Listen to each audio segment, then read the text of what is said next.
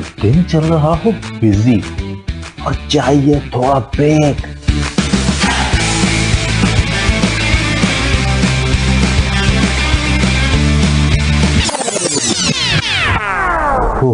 I need a break. तो सुनिए delight delight with RJ मावस्तान, Sunday to Thursday 12 to 3 PM। Radio वही अपना FM 107। Right students, welcome back. आप सुन रहे हैं डे लाइट और जैसे मैं आपसे पिछले हफ्ते से हमने आपसे जिक्र किया हुआ है कि हमारे साथ पाकिस्तानी एक्टर असद मलिक साथ रहेंगे हमारे, उनसे हम उनके बारे में बहुत कुछ जान सकेंगे। तो हमारे साथ इस वक्त मौजूद हैं, उनको कहते हैं वेलकम। हेलो, वालेकुम अस्सलाम। जी सर, कैसे हैं आप? अल्लाह का शुक्र, बिल्कुल फर्स्ट क्लास। आप बताइए, आप कैसे हैं? अल्हम्दुलिल्लाह, बिल्कुल ठीक ठाक। और आप इस वक्त माशाल्लाह से हज हो रहा है और कल ईद भी हम सेलिब्रेट करने वाले हैं, तो कैसा चल रहा है सब कुछ वहाँ पे? यहाँ पर तो लॉकडाउन की सिचुएशन है और कुछ लोग इसको स्ट्रिक्टली फॉलो कर रहे हैं, कुछ लोग थोड़ा इसको वायलेट कर रहे हैं। मैं वायलेशन इसलिए कहूँगा क्योंकि गवर्नमेंट की तरफ से इम्पोज्ड है और आपको मैं समझता हूँ कि जो भी लॉ है उसको साथ फॉलो करना चाहिए, जो कि वो नहीं कर रहे। लेकिन बहरहाल ऑब्वियसली बहुत से फैक्टर्स हैं, वो सारे के सारे तो हम भी डिस्कस नहीं कर सकते यहाँ पे। लेकिन बहरहाल मैं चूंकि इसको फॉलो कर रहा हूँ और लेकिन अब चूंकि सिचुएशन बेहतर भी हो गई तो लोग थोड़ा सा रिलैक्स भी हो गए। बहरहाल अभी तक काम ऐसे नहीं शुरू हुआ जैसे तब था जब लॉकडाउन शुरू हुआ था। सही, ठीक है सर। सर, हम माशाल्लाह से आपको काफ़ी अरसे से देख रहे हैं ड्रामों में, बहुत ही ज़बरदस्त आपके ड्रामे आए और 1989 में जब आपने आगाज़ किया था, स्पेशली दश्त के बाद, तो बहुत ज़्यादा आपका फेम हो गया था। हमने बहुत सारे ड्रामा सीरीज में आपको देखा और लोगों ने बहुत पसंद किया। जी, वो तब ऐसा था कि चैनल ज्यादा नहीं थे और एंटरटेनमेंट का जो दो जराए थे, वो एक पीटीवी था और एक एनटीएन। तो तभी इसलिए मतलब, और फिर थोड़ा मेहनत भी होती थी स्क्रिप्ट्स वगैरह के ऊपर, और आजकल जरा और हिसाब है, आजकल ऐसे नहीं हो रहा जैसे पहले से कुछ होता था। तो इसलिए चीज भी अच्छी बनती थी और फिर अप्रिशिएट भी हो जाया करती थी। तो सर, थोड़ा हम आपकी ज़बानी सुनना चाहेंगे कि किस तरह से आपने इस करियर का इंतखाब कैसे किया। थोड़ा सा बचपन के बारे में अगर हम आपसे जानना चाहें कि उस वक्त आपको ऐसे कुछ शौक था, पता था कि एक्टर बनना है, क्या करना है आपने? देखिए जी, बचपन तो मेरा ऐसा था कि बहुत ही इंट्रोवर्ट किस्म का, मतलब मैंने कभी किसी आप भी समझ लें कि क्लास 7 तक ना मैंने किसी फिजिकल एक्टिविटी में हिस्सा लिया, ना मैंने कभी कोई एक्स्ट्रा करिकुलर एक्टिविटीज जो जैसे डिबेट होती है, इस तरह की चीजें होती हैं, उनमें हिस्सा लिया। बिकॉज बहुत ही ज्यादा शाय भी था और थोड़ा अंडर कॉन्फिडेंट भी था। लेकिन फिर आहिस्ता आहिस्ता एक दो लोग, मेरे क्लास फेलोज जो थे, जो पहले की क्लासेस से वो नहीं वो कर पाए उसको सही तरह से, और वो डिमोट होकर या रेलीगेट होकर हमारी क्लास में आ गए, यानी उन्होंने क्लास पास नहीं की। तो मैं उनमें एक दो जो फ्रेंड्स थे, उनसे मैंने कम से कम बहुत सा कॉन्फिडेंस गेन किया और फिर मैं बिल्कुल तकरीबन बदलता गया। फिर ये समझ हो के मैं अपने स्कूल का सेकंड बेस्ट स्विमर था और बेस्ट जिमनास्ट था। तो यहाँ तक बात चलेगी। तो मुझे खुद भी इसी तरह से इंसान अपने आप को उसकी जो छुपी हुई सलाहियतें होती हैं अनकवर होती रहती हैं।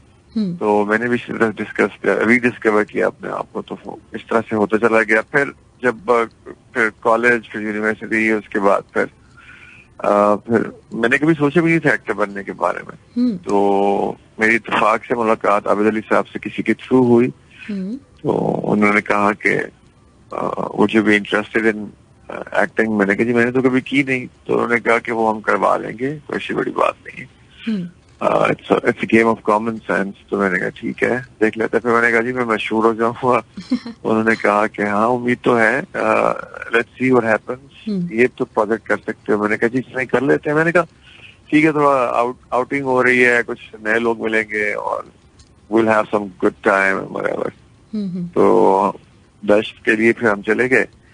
पूरा 1 महीना जो है हम लोग क्वेटा, नॉट क्वेटा, हम गवादर में रहे थे। ग्रेट, जबरदस्त। तो we completed it, उसके बाद फिर मैं वापस आ गया, and then somehow it became a milestone in the history of showbiz Pakistan. Great, ज़बरदस्त।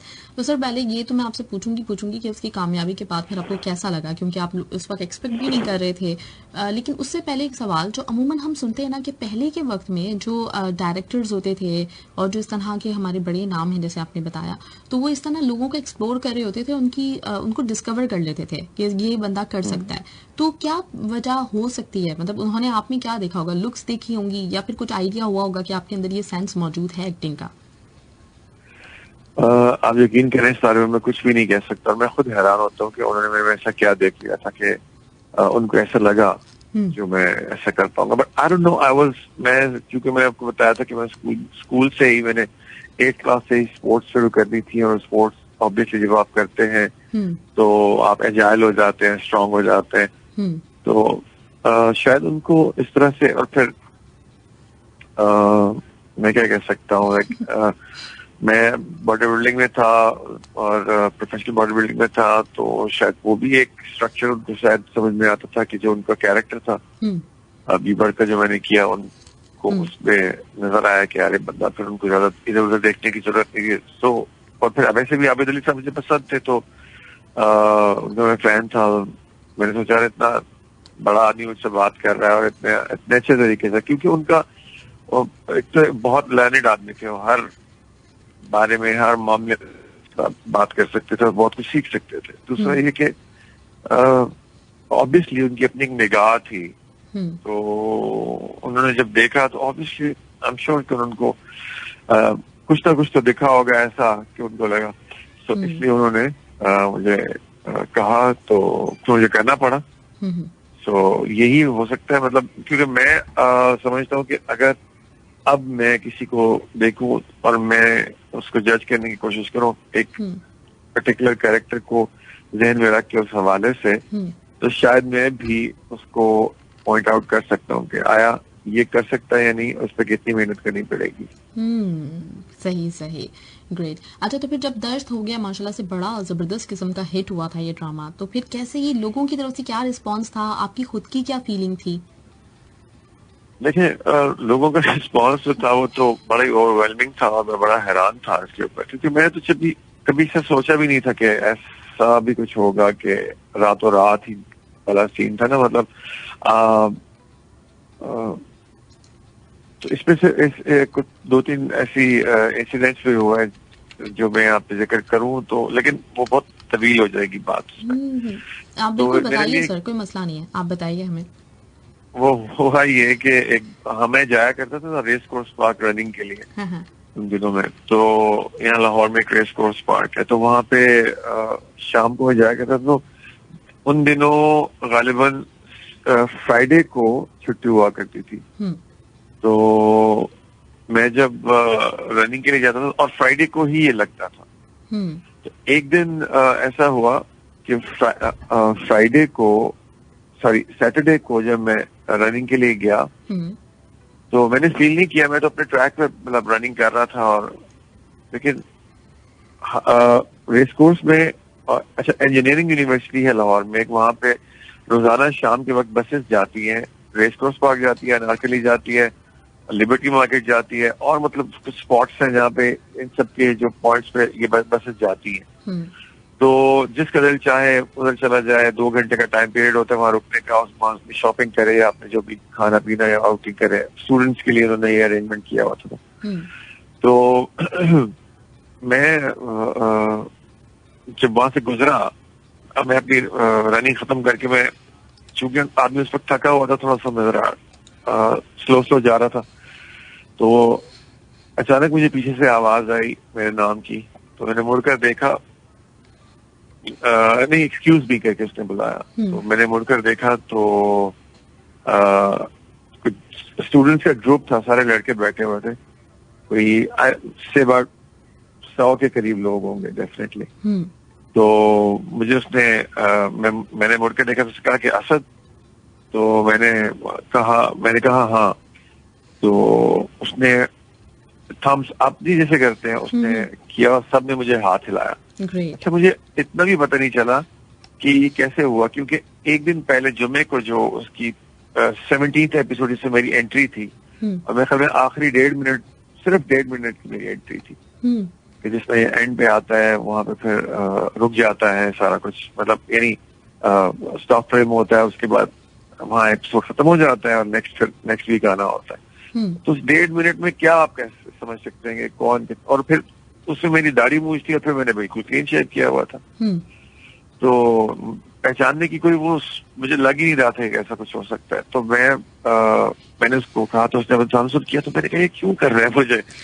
तो खैर फिर मुझे एहसास हुआ कि एक दिन पहले एपिसोड से शायद उसके बारे में मैंने उसको हाथ से थैंक्स बोला और मैं आ गया घर पे।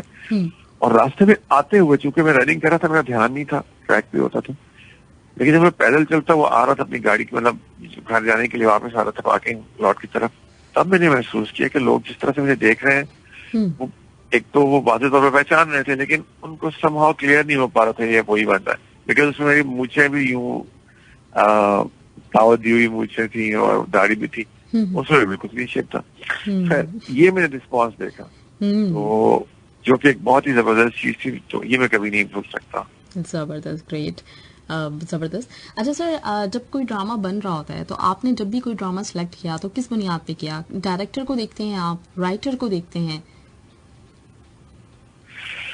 देखिए, राइटर को भी देखना पड़ता है, डायरेक्टर को भी देखना पड़ता है, बट मेनली अगर स्क्रिप्ट अच्छा है तो वो सबसे बेहतर है। ऑब्वियसली कई दफा जो ऐसा, मतलब जो नए राइटर्स आते हैं वो भी अच्छा लिख सकते हैं, जरूरी नहीं है कि पुराने और कोहना मश्क और मुस्तरद राइटर ही जो है वो अच्छा लिखेंगे। वो सिर्फ नाम होते हैं। तो जो नए होते हैं अक्सर वो मेहनत करते हैं तो वो बहुत बहुत ज्यादा अच्छा भी लिख लेते हैं। It doesn't really matter. फिर ये कि आप देखते पूरी टीम को ऑन द होल देखते हैं, तो कुछ लोग इसमें बहुत ज्यादा पर्टिकुलर होते हैं, मैं इतना नहीं हूँ, लेकिन ये कि मैं स्क्रिप्ट जरूर देखता हूँ। जैसे कि अभी कुछ अर्सा पहले 3 स्क्रिप्ट आए थे, 2 तो बिल्कुल ही ऐसे थे कि जिनके ऊपर मतलब ध्यान भी नहीं जाता था, तो वो माजरत कर ली, और जो एक तरह बेहतर था उसमें भी थोड़ा सा मुझे कुछ चीजें थी जिन पर मैंने जब राइटर के साथ बैठकर बात की तो वो थोड़े जरा इस बारे में स्टिफ थे। उन्होंने कहा कि नहीं, मैं तो उसको चेंज नहीं कर सकता, हालांकि मैंने दलील भी उनको दी।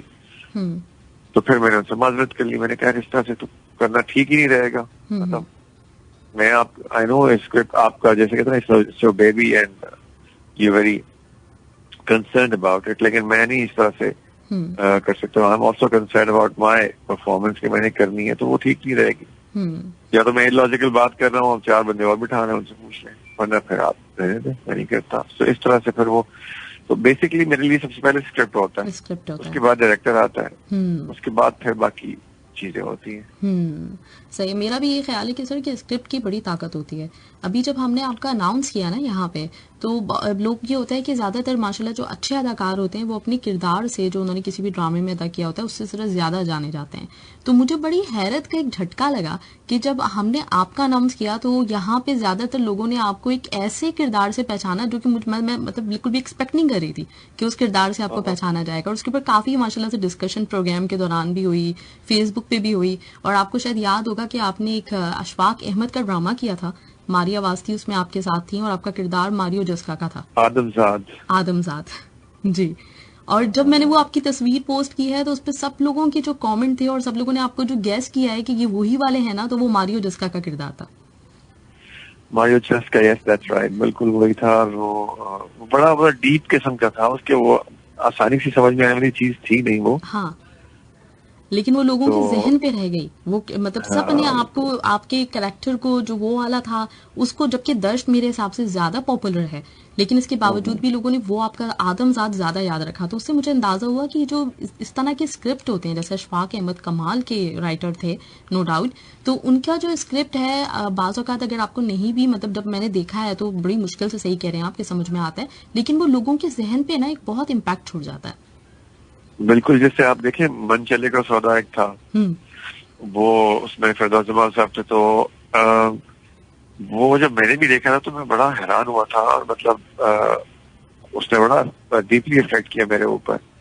और आज भी लोग जो जो जो एक सीरियस तबका है वो अभी भी उसको मतलब डिस्कस करता है अपनी गुफ्तगू में, अपनी रेफरेंसेस के अंदर। तो ये डिपेंड करता है कि बंदा कौन है। इशफाक साहब कुछ छोटा नाम नहीं है, बहुत बड़ा नाम है। तो मैं समझता हूँ कि ये उनका हक है कि उनको एप्रिसिएशन मिले। Great sir. अच्छा, अभी इसी किरदार का जिक्र हो रहा है, मेरे पास आपके लिए सवाल रिशान खान का मौजूद है और इन्होंने आपसे कहा है कि असद मलिक साहब आपको खुशामदीद मेरी तरफ से और आपको ईद उल अज़हा बहुत बहुत मुबारक हो। और इन्होंने कहा है कि आप मेरे सर बचपन के हीरो हैं।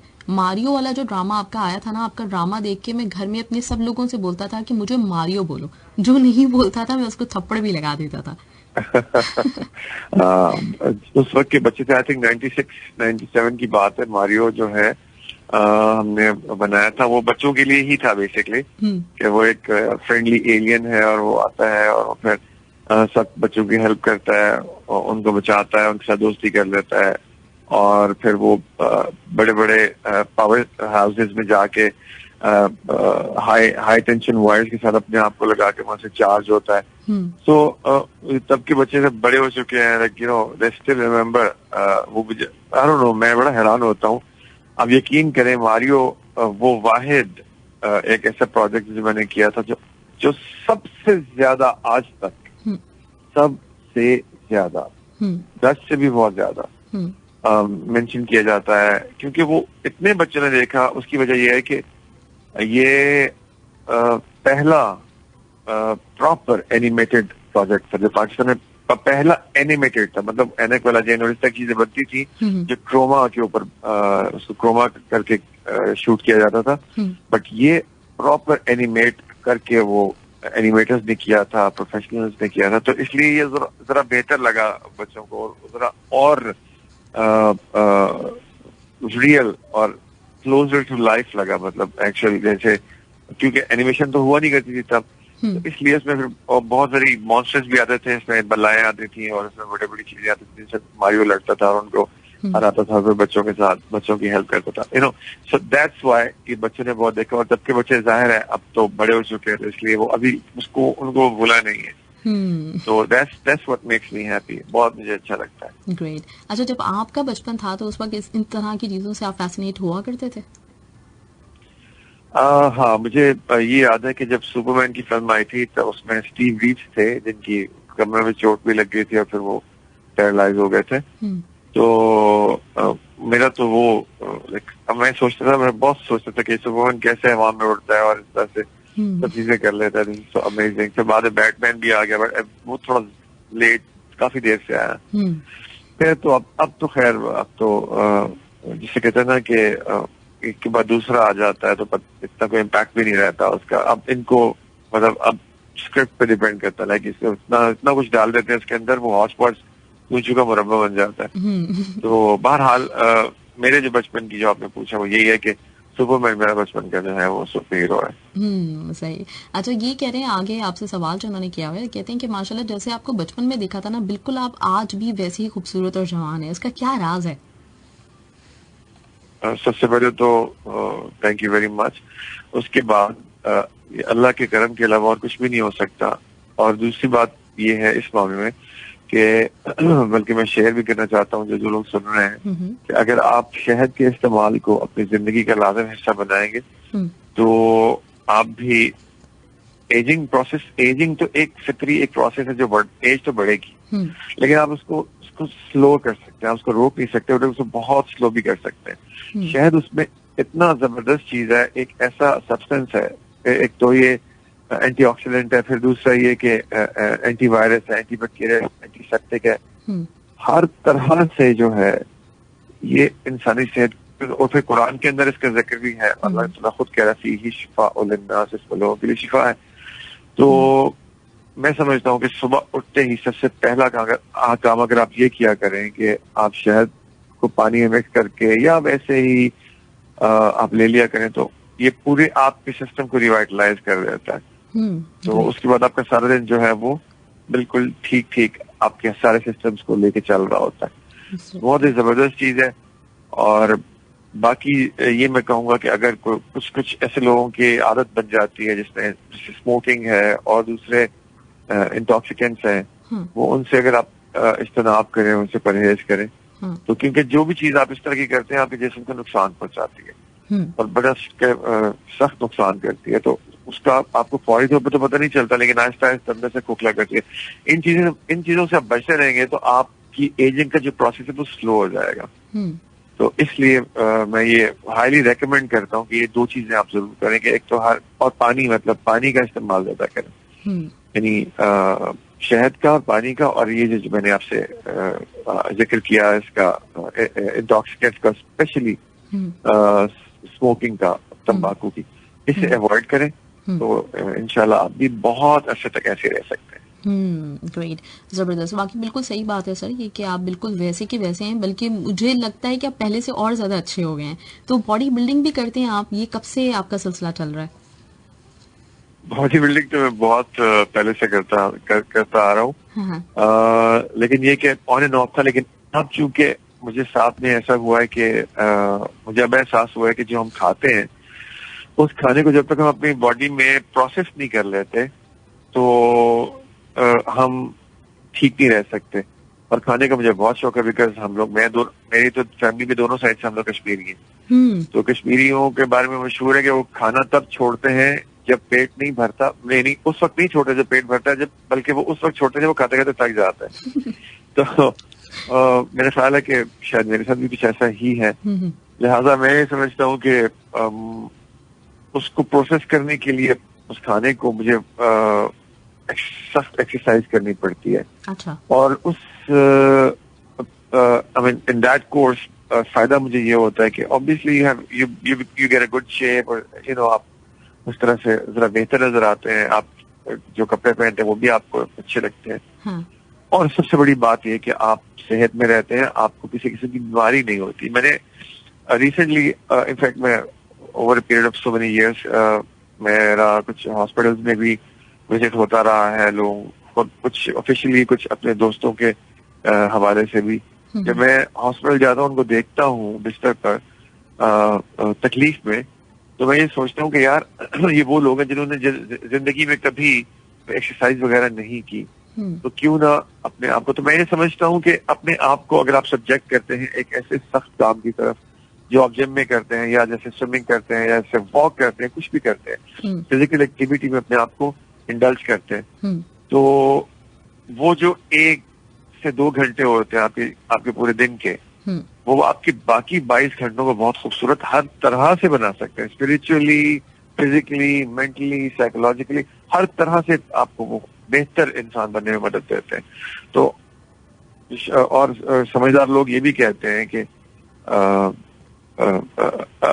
Healthy body possesses a healthy mind, तो मतलब एक सेहतमंद जिस्म में ही एक सेहतमंद दिमाग रहता है। तो अगर आप अपना एक सेहतमंद दिमाग चाहते हैं, सेहतमंद सोच चाहते हैं, तो आपको मैं समझता हूँ कि किसी न किसी फिजिकल एक्टिविटी में अपने आप को डालना चाहिए और उस पर मेहनत करनी चाहिए। तो एक सेहतमंद जिस्म के साथ सेहतमंद दिमाग भी बोनस में आपको मिलता है, और ज्यादा चूंकि वो इम्पोर्टेंट होता है, उससे दिमागी तो आपको लेकर चलना होता है। और फिर सबसे बड़ी बात ये मैं कहता हूँ कि अपने यानी बॉडी बिल्डिंग की फील्ड के हिसाब से कि जब आप when you're building your body, you're also building your character.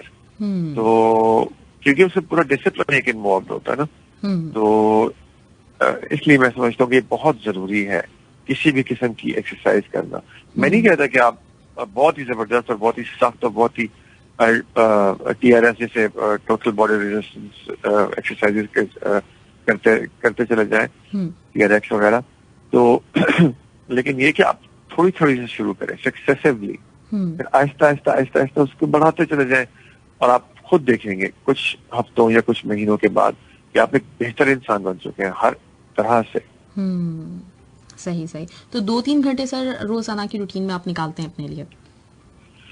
नहीं, 3 घंटे तो नहीं। हाँ, जिम में मैं 3 घंटे रुकना जरूर पसंद करता हूँ, बिकॉज जिम को मैं अपना दूसरा घर कहता हूँ।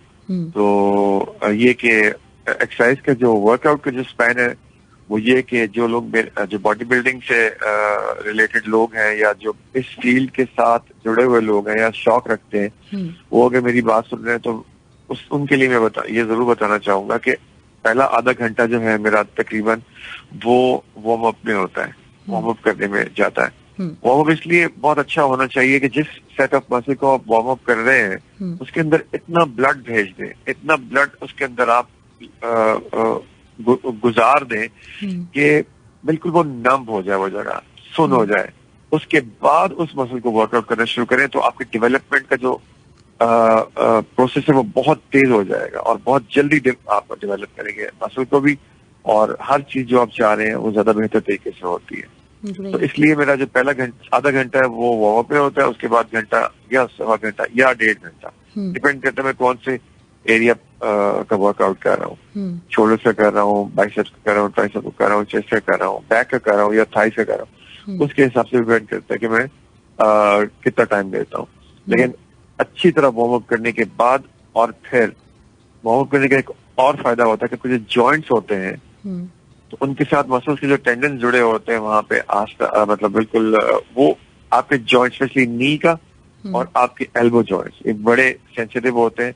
इनको जब तक अच्छी तरह वार्म अप में गर्म ना कर लें तब तक आपको एक्सरसाइज कभी भी शुरू नहीं करनी चाहिए। शुरू में तो पता नहीं चलेगा, लेकिन बाद में आके इसमें जब पेन शुरू होती है होनी, ये डेवलप कर लेता है अपने अंदर एक, क्योंकि वेयर एंड टियर तो हर सेकंड में हो रही है बॉडी की जो यूज हो रही है। तो उसके साथ लेकिन उसका ख्याल रख के आप चलेंगे तो आप इन पेन से, इन एडवर्सिटी से बचे रहेंगे। ठीक है, तो इसलिए मतलब ये मैंने खास तौर पर टिप उन लोगों के लिए दी जो बॉडी बिल्डिंग में इंटरेस्टेड है या कर रहे हैं। ग्रेट सर, जबरदस्त। अच्छा, साजन बलोच ने आपको वेलकम कहा हुआ है, आपकी तारीफ भी की हुई है, काफी हैंडसम और क्यूट है, और उन्होंने आपको कहा लव यू असद भाई। थैंक यू सो मच, अल्लाह आपको खुश रखे, बहुत बहुत शुक्रिया आपका, ये कह सकता हूँ जी। आप भी खुश रहें। हाँ, अर्जुन रॉय आपसे पूछते हैं सर कि tell us your favourite project so far, अब तक का सबसे फेवरेट आपका प्रोजेक्ट कौन सा रहा? मेरा सबसे फेवरेट प्रोजेक्ट जो है वो एक पीटीवी का ही सीरियल है और वो उसकी प्रोड्यूसर थी ज़ेबा बख्तियार और वो उसका नाम है मोम। उसके अंदर आई प्लेड सिंधी वडेरा और एक बड़ा डाइवर्स किस्म का, बड़ा कॉम्प्लेक्स किस्म का इनफैक्ट वो एक कैरेक्टर था, बाइपोलर कैरेक्टर था। अच्छा तो बहुत अच्छा है, लेकिन बुरा होता तो एकदम से बिल्कुल वो अपसाइड डाउन हो जाता है, एक बदला हुआ इंसान होता है। तो वो मेरा बड़ा फेवरेट किस्म का जो है, और एक मारियो मेरा बड़ा फेवरेट है। दो तो मेरे बहुत फेवरेट है जो मैं इसे बता सकता हूँ। और ऑब्वियसली मेरा जो पहला प्रोजेक्ट था वो जो डस्ट वो तो था ही, तो उसके बाद बहुत सारे ऐसे जो मैंने किए, और एक पीटीवी का था जो होम प्रोडक्शन थी लाहौर सेंटर की, उसका नाम था अभी वक्त है, डॉक्टर अनवर सज्जाद का लिखा हुआ था, और वो राशिद डार साहब ने बनाया था। इट वाज वन ऑफ, नहीं वो अयूब खावर साहब ने बनाया था। It was one of the best that I have done with so far. सही सर। अच्छा, ये मोहम्मद इमरान आलम ने आपको कहा है दश्त की स्पेशली उन्होंने तारीफ की और कहा है आपको you are a great performer. Thank you so much. Aman Gill कहते हैं आपको कि आपके जो अपकमिंग प्रोजेक्ट्स हैं उसके बारे में थोड़ा सा आप हमें अगर बताना चाहें। अमन गिल शायद मैं इनको जानता हूँ, ये मोहतरमा है, आसाम में होती है। अच्छा। अगर ये ये हाँ बिल्कुल बिल्कुल ये मोहतरमा है ये बिल्कुल सही है। हाँ जी। तो ये इनका सवाल क्या था दोबारा? इनका ये आपसे पूछ रही हैं कि what are your upcoming projects. हाँ, मेरे अपकमिंग प्रोजेक्ट्स, हम लोग we are working on some social issues, जिसमें जैसे मैंने पहले बताया चाइल्ड प्रोटेक्शन है और हरासमेंट है और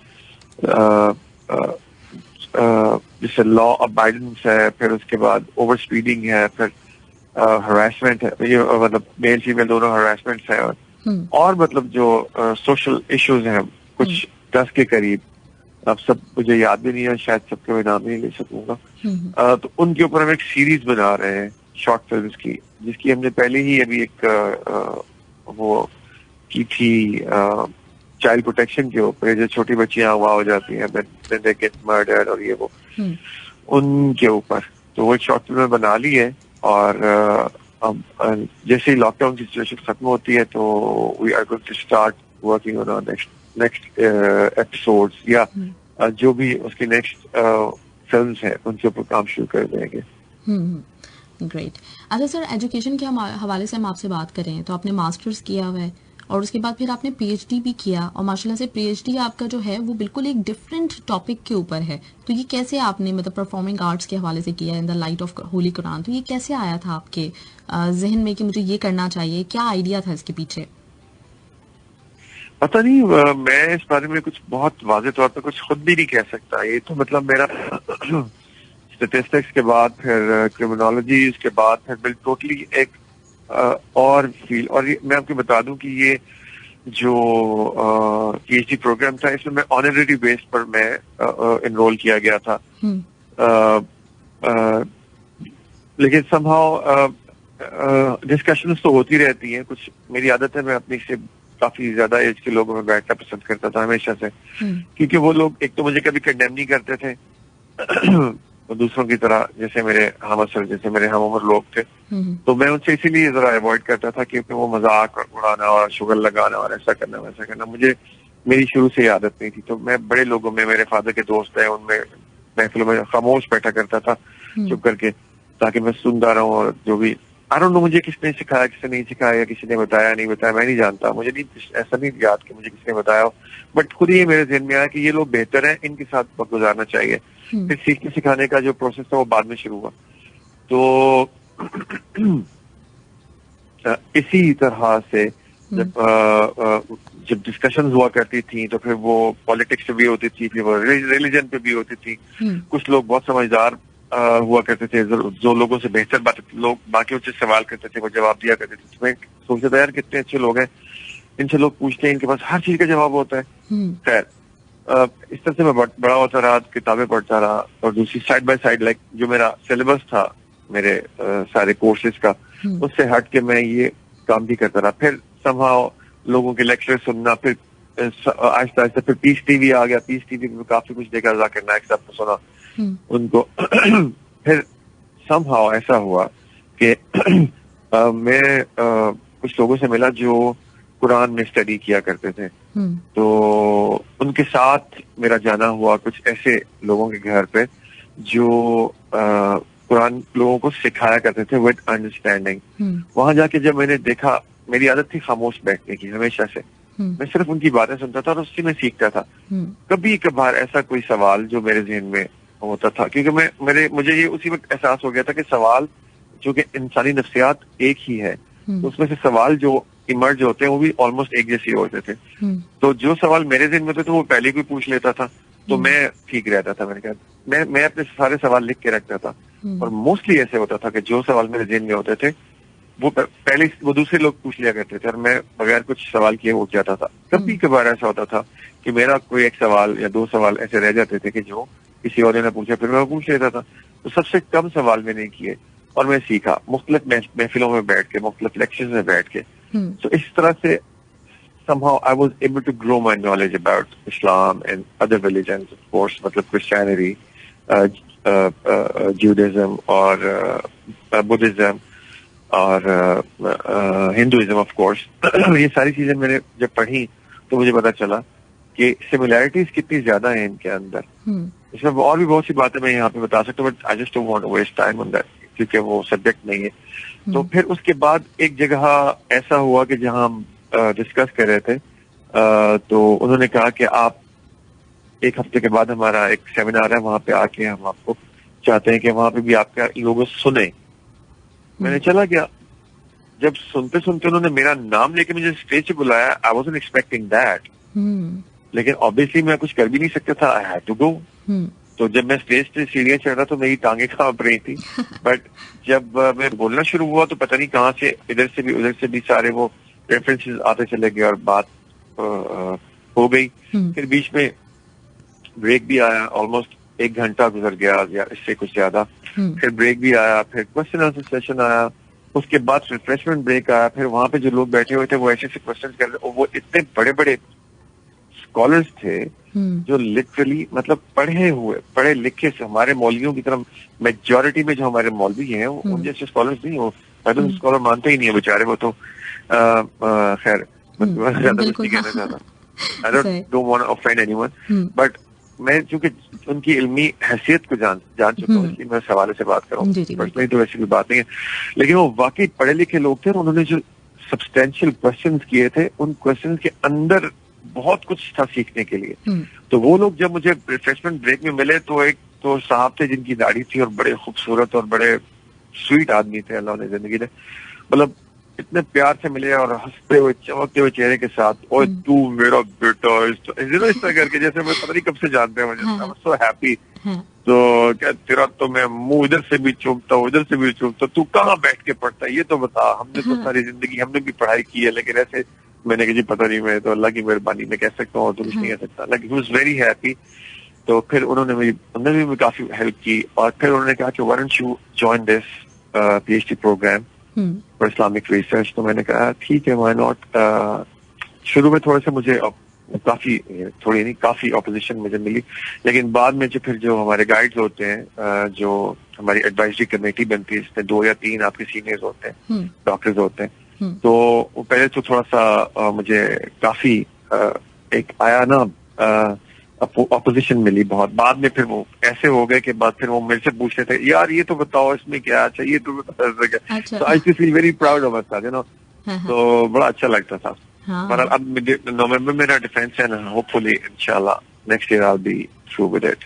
ग्रेट, जबरदस्त। तो सर मतलब ये जो PhD थी आपकी और परफॉर्मिंग आर्ट्स के हवाले से, तो थोड़ा सा हम जानना चाहेंगे कि माशाल्लाह से आपने सब्जेक्ट पे रिसर्च की, तो कुछ थोड़ा सा अगर हमें उसका कुछ पता चल सके कि क्या ऐसा वो। हाँ देखिए रिसर्च, मेरी जो रिसर्च का जो सोर्स है वो कुरान है। मैं कुरान का स्टूडेंट हूँ। मैं रेफरेंस के तौर पर बाकी किताबें भी पढ़ता हूँ, मैं रवायात भी पढ़ता हूँ, हिस्ट्री भी पढ़ता हूँ, हदीस भी पढ़ता हूँ, लेकिन अपना गाइडेंस के लिए जो सोर्स मैंने डिटरमिन कर लिया है वो that is only and only Quran. बाकी सिर्फ रेफरेंसेस हैं कंपैरिजन के लिए, जिसमें अपनी जिसमें अपनी किताबें भी हैं और जिसमें दूसरे डिफरेंट रिलीजन की किताबें भी हैं। सो बेसिकली मेरा जो टॉपिक था ये performing arts in the light of Holi Quran PhD के लिए, तो बस वो असल में बहुत से लोग इसको हराम समझते हैं और इसका, तो मेरा ये मैं सोचता था ये कैसे एक चीज हराम। अल्लाह का नाम अल मुसव्विर है, जितने भी अल्लाह के एट्रीब्यूट्स हैं उनके साथ अल लगता है तो वो अल्लाह के साथ रिलेट हो जाता है, वो किसी इंसान के साथ फिर नहीं रिलेट किया जा सकता, क्योंकि वो टोटलिटी में होता है। जब भी अल लगेगा किसी भी वर्ड के साथ तो वो टोटलिटी उसके अंदर आ जाती है, टोटल हर चीज। जैसे अल हक कुरान को अल्लाह ताला अपनी किताब को कहता है, तो इसका मतलब वो टोटल रियलिटी है। तो क्योंकि बहुत लोग इसको कहते हैं जी वो सच है, सच नहीं होता। अल हक का मतलब होता है रियलिटी, हकीकत।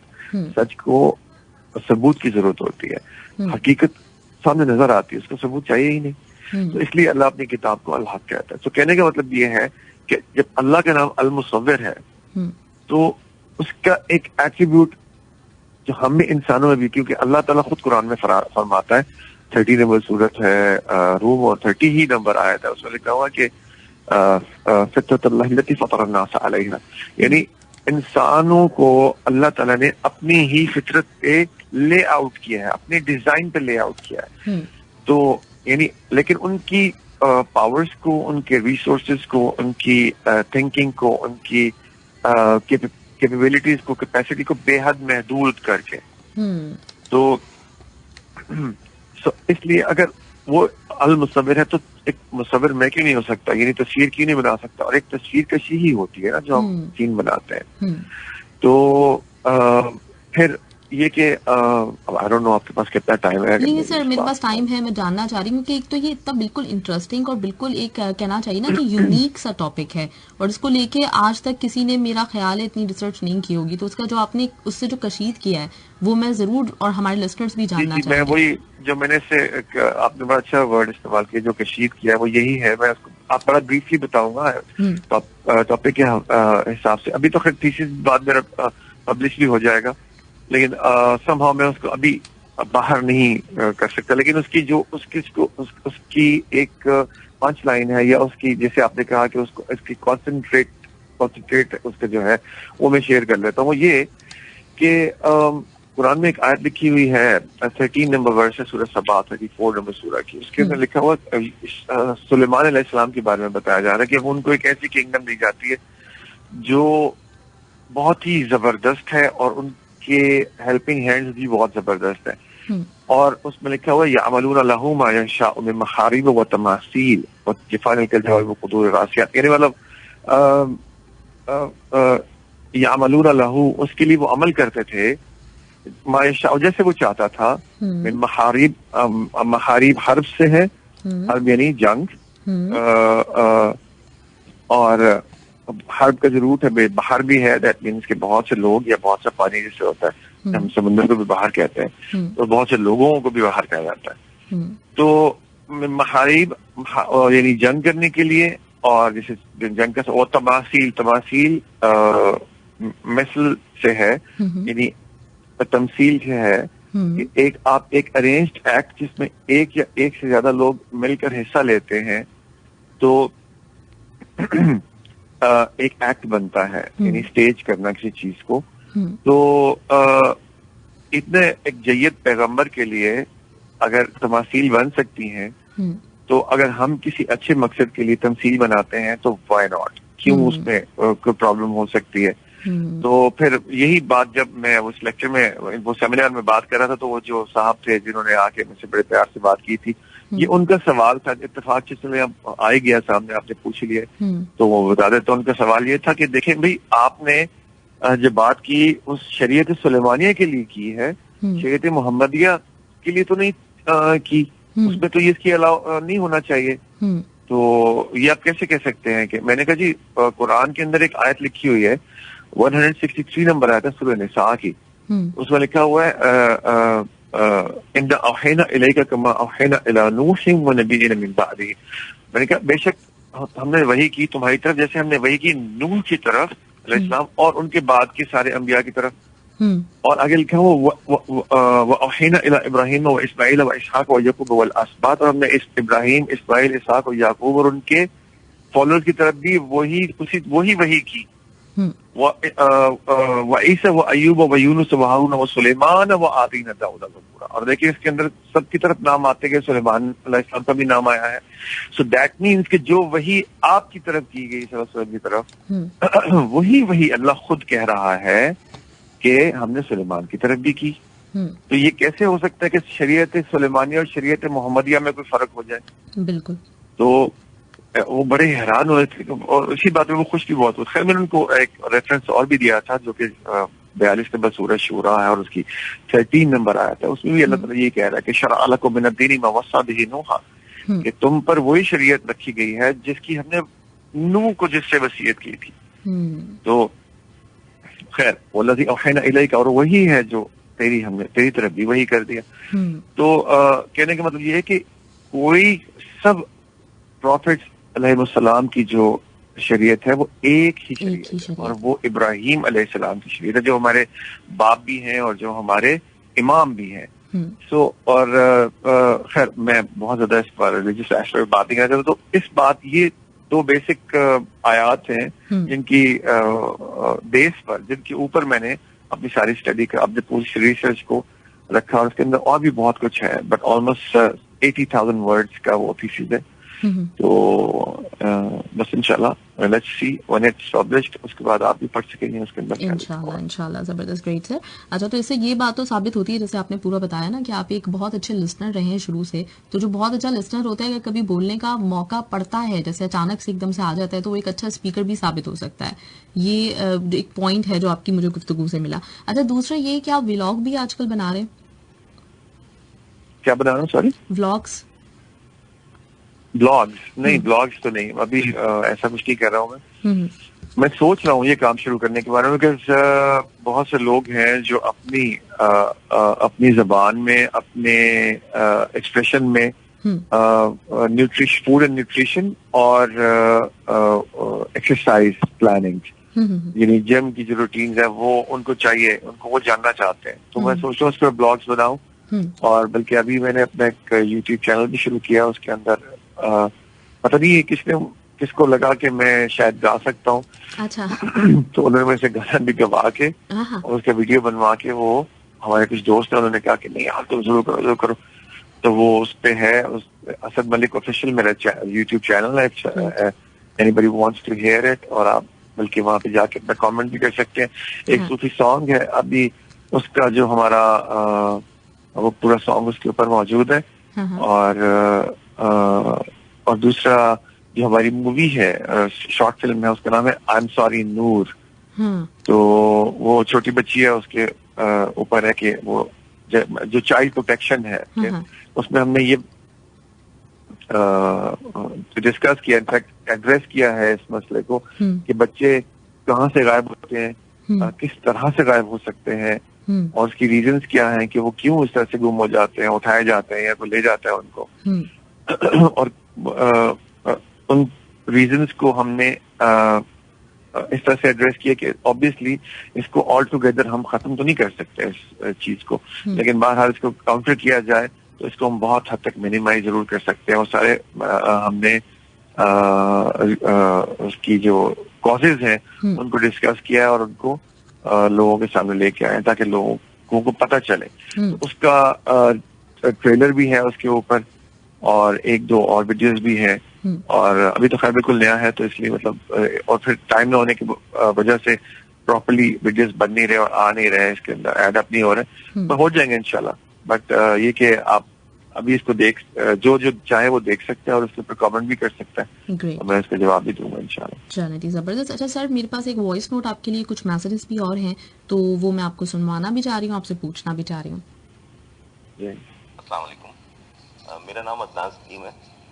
90 की दहाई में पाकिस्तान टेलीविजन ने जिन बेहतरीन अदाकारों को मुतारिफ करवाया, उनमें असद मलिक का नाम नुमाया है।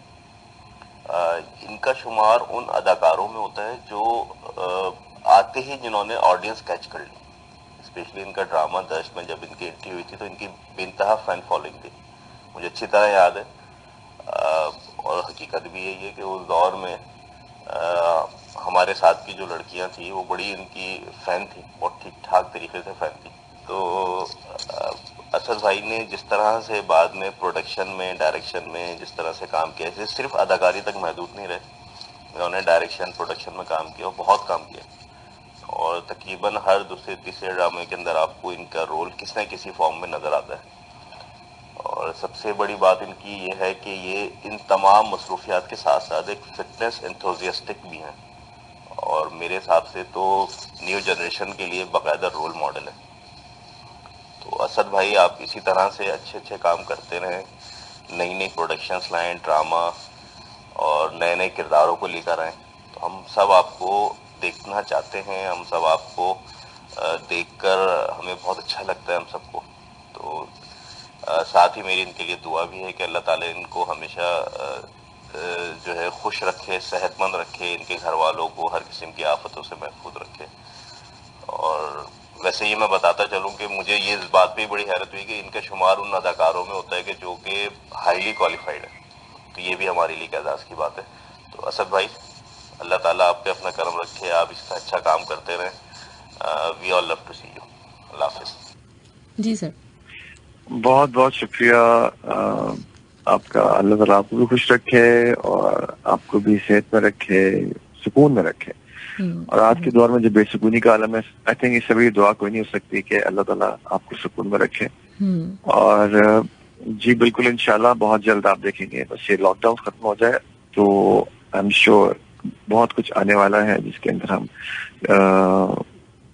बस सब करने वाले हैं। इनफैक्ट जैसे वी जस्ट वेटिंग, सब कुछ तैयार है, सब रेडी है, हर चीज सिर्फ गेट सेट गो वाला आवाज आने की देर है, उसके बाद विल बी ऑन इट इंशाल्लाह। बड़े अच्छे प्रोडक्ट्स देखेंगे और उसमें सिर्फ एंटरटेनमेंट नहीं होगी, उसमें अवेयरनेस भी होगी। ग्रेट, ये बहुत अच्छी बात है। अच्छा, रिशान खान आपको कहते हैं कि माशाल्लाह सर आपने बड़ी ज़बरदस्त मालूमात हमसे शेयर की है। सादन बलोच ने आपको कहा है कि माशाल्लाह अल्लाह पाक ने आपको बहुत अच्छा अखलाक दिया। आपकी बात सुनकर बहुत खुशी हो रही है असद साहब। बलोच साहब, थैंक यू सो मच।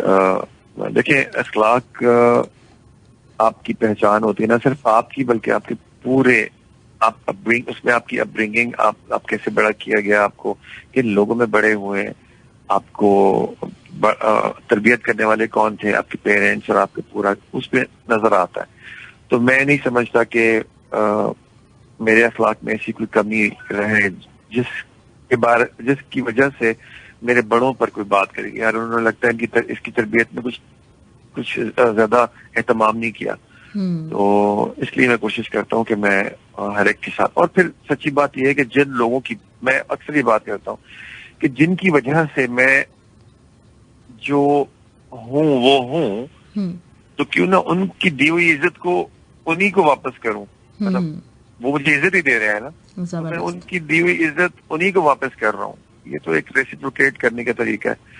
तो इसमें मेरा कोई कमाल नहीं है, ये ऐसा होना चाहिए। जो मोस्टली हमारे और जो दूसरे मेरी फील्ड से मेरी फ्रेटर्निटी से ताल्लुक, यानी एक्टिंग की फ्रेटर्निटी से ताल्लुक से वाले लोग इस तरह से नहीं करते। वो उनकी अपनी प्रेफरेंसेस होती हैं। मैं इस तरह से बिल्कुल भी नहीं करता कि मैं बिल्कुल, अक्सर लोग, मेरे भाई मुझे कहते हैं यार बिल्कुल ही थोड़ा सा जरा इग्नोर किया अगर, मैंने कहा यार मुझसे नहीं होता। हाँ लेकिन ये बहुत अच्छी बात है, क्योंकि अखलाक ही बंदे का एक इमेज भी बनाता है और लोग का इज्जत भी इसी वजह से करते हैं। तो बहुत ज़बरदस्त, बहुत अच्छी बात है।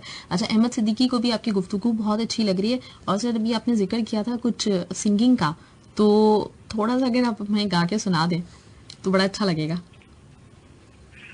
मैं देखिए अभी सच्ची बात बताऊं, खैर मैं अभी ज्यादा वो नहीं कहता, मैं जो भी होता मैं कर लेता हूँ। हमारी फिल्म पे गाना था जो किसी और ने गाना था, लेकिन जो हमारा सिंगर था वो था तो बड़ा सुरीला सब कुछ, लेकिन ये कि उसका एक्सप्रेशन नहीं था। तो ये एक छोटी बच्ची की यानी उसके जहन में चीजें जो होती है उनको अल्फाज की शक्ल में ला के इसका थीम सॉन्ग बनाया गया है। तो मैं आपके साथ एक दो लाइनें शेयर कर देता हूँ। Thank you so much.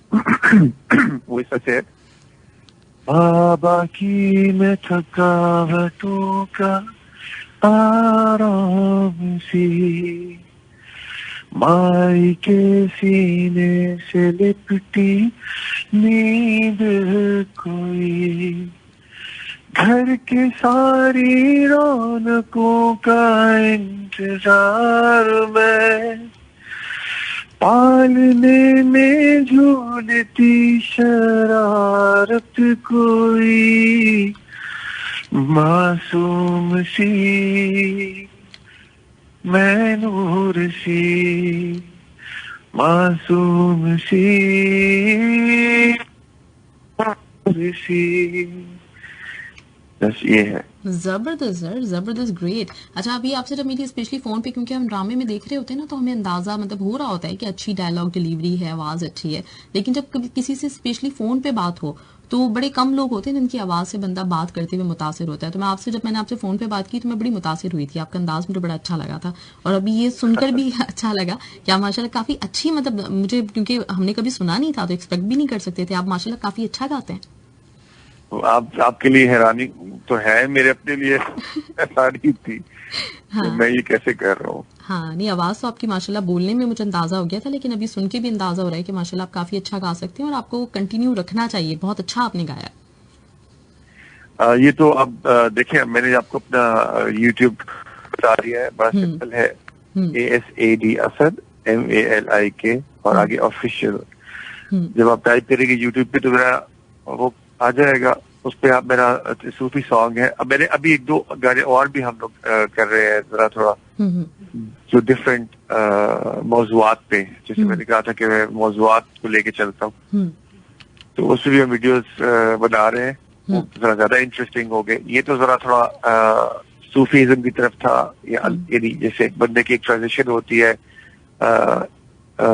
इश्क क्या कहते हैं उसको, इश्क मजाजी से इश्क हकीकी की तरफ का जो सफर होता है, वो इसमें नजर आता है किसी तरह से।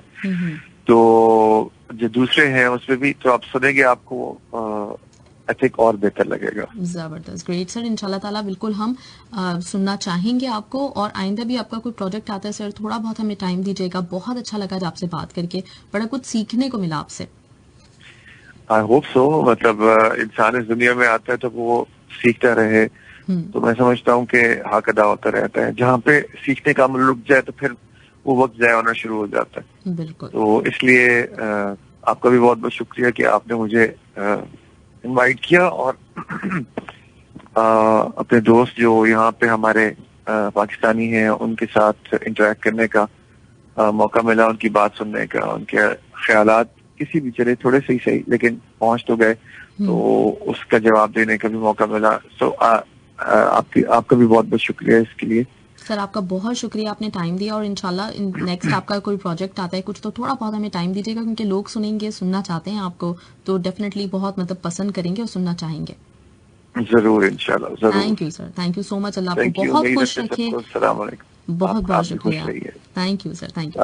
अल्लाह हाफिज। थैंक यू, अल्लाह हाफिज।